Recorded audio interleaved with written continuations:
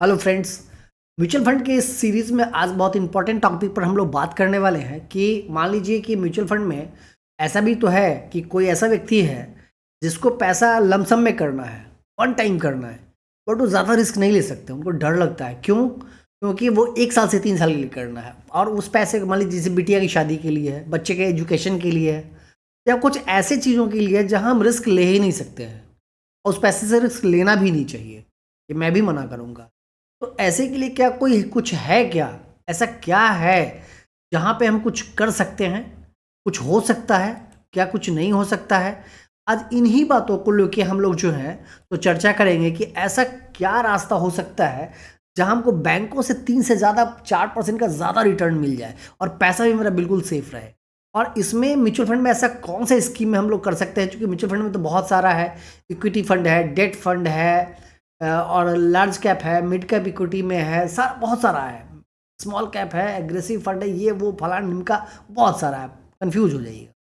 इन इसी के लिए चूंकि आपके कन्फ्यूजन को कम करने के लिए हमने एक रास्ता निकाला है। बहुत सारे रिसर्च करने के बाद मैं आपके सामने लेके आया हूँ कि ऐसा कौन सा चीज़ हो सकता है जो आपको थोड़ा बेहतर रिटर्न दे।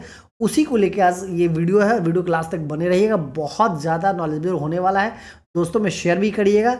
आज का जो टॉपिक है ना, उसका जो फंड का नाम है वो हाइब्रिड फंड है। ये हाइब्रिड फंड किसको लेना चाहिए, क्यों लेना चाहिए, ये सारी बातें को समझना। हाइब्रिड फंड कितने प्रकार के होते हैं? देखिए, इन्वेस्टमेंट है, पैसा आपका है, 10 मिनट यहाँ समय दे के सुनना चाहिए, देखना चाहिए, समझना चाहिए। दोस्तों हम लोग क्या करते हैं, किसी कहने पे कुछ कर लेते हैं। आप भी रिसर्च करिएगा और मुझे कमेंट में बताइएगा, जो मैं बता रहा हूँ उससे कुछ बेहतर हो आपके पास ऑप्शन, आप बताइएगा ज़रूर, मैं भी सीखूंगा आपसे। देखिए, अब क्या है, हाइब्रिड फंड भी बहुत सारे प्रकार के होते हैं। जैसे एग्रेसिव हाइब्रिड है, बैलेंस हाइब्रिड है, इक्विटी सेविंग है, डायनेमिक एसेट है, मल्टी एसेट है, हाइब्रिड एफओएफ है, रिटायरमेंट सॉल्यूशन है, कंजर्वेटिव हाइब्रिड है और आर्बिट्राज है। इतने प्रकार का हाइब्रिड है। अब यहाँ भी आके आप तो कंफ्यूज हो गए भाई कि हाइब्रिड फंड में कहाँ रखें। तो देखिए, आपके लिए जो है वो कंजर्वेटिव हाइब्रिड है। क्यों? आप कंजर्वेटिव है, क्यों कंजर्वेटिव है? हमको थोड़ा कम रिटर्न बने चलेगा, हमको रिस्क नहीं लेना है। क्योंकि आपका पहला प्रायोरिटी क्या है कि आपको रिस्क नहीं लेना है। आप चाहते हैं कि हमको रिस्क नहीं हो, रिस्क फ्री रिटर्न मिले, थोड़ा रिटर्न कम मिले चलेगा। अब जैसे एग्रेसिव हाइब्रिड की बात करें तो इसमें क्या है, 75% स्टॉक में होता है, 25% डेट में होता है, मतलब डेट फंड में जमा होता है। डेट फंड क्या है, अभी आगे चलेंगे।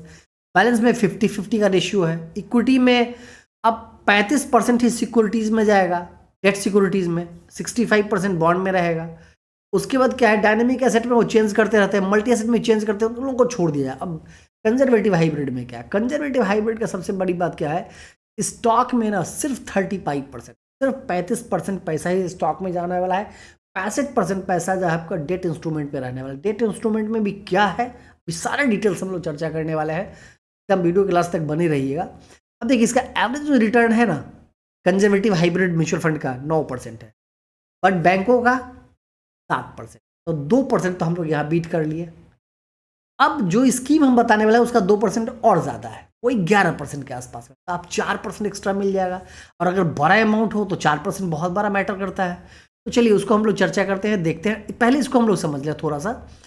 अब इसमें तो हम लोग देख लेते, इसमें जो हम लोग आए हैं, जो फंड का हमने आज सिलेक्शन किया है, यह कोटक का कोटक हाइब्रिड फंड है, debt hybrid fund, direct growth plan है।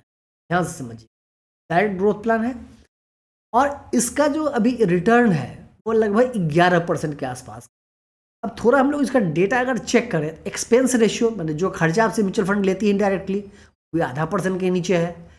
एग्जिट लोड 6 महीने के बाद कभी भी आप निकाल सकते हैं, कोई दिक्कत नहीं है। अब क्या है, आगे जो है ये देख लीजिए कि अगर 10 लाख रुपया 3 साल के लिए हम लोग डालते हैं तो बैंक में 12.25 होगा, यहाँ 13,75,000 रुपया हो जाए। बट वही अमाउंट अगर 50 लाख हो जाए तो क्या होगा, तब तो फर्क पा जाएगा।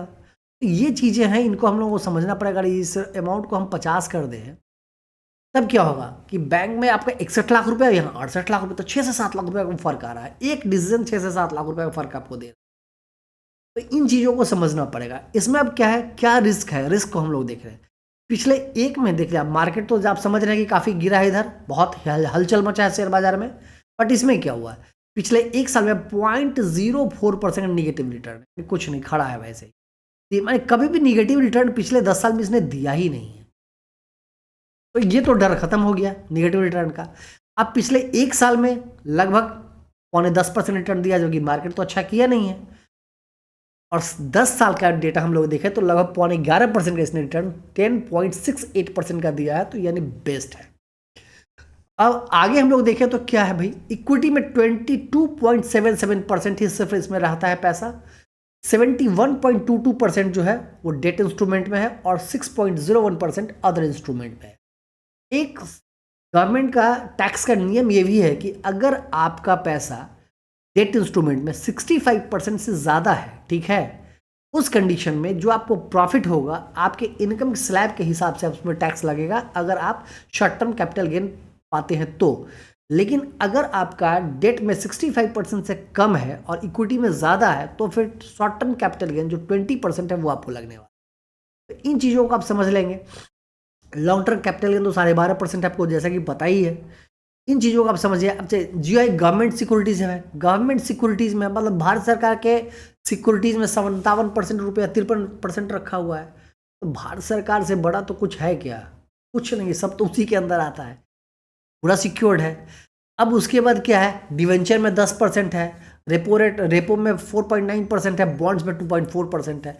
और जो शेयर में पैसा है वो भी कहाँ कहाँ है, भारतीय Airtel, Telangana state, national bank से, इस प्रकार के जो काफ़ी सेफ है वहाँ डाला गया है। इस तरीके से हम लोग बोल सकते हैं कि जिनका अगर आपका 1 से 3 साल का नज़रिया है, ठीक है, शॉर्ट टर्म आपको रखना है, आप रिस्क नहीं लेना चाहते हैं, रिस्क फ्री चाहते हैं, बैंक से थोड़ा रिटर्न ज़्यादा चाहते हैं, ये वीडियो आपके लिए था दोस्तों। अगर मेरा प्रयास अच्छा लगा, मैक्सिमम दोस्तों में लाइक करिएगा आप, और दोस्तों में शेयर करिएगा, और कमेंट बताइएगा कि नेक्स्ट आपको किस टॉपिक में वीडियो चाहिए, मैं फिर बनाने की कोशिश करूँगा। मिलते हैं फिर अगले वीडियो में। Thank you very much.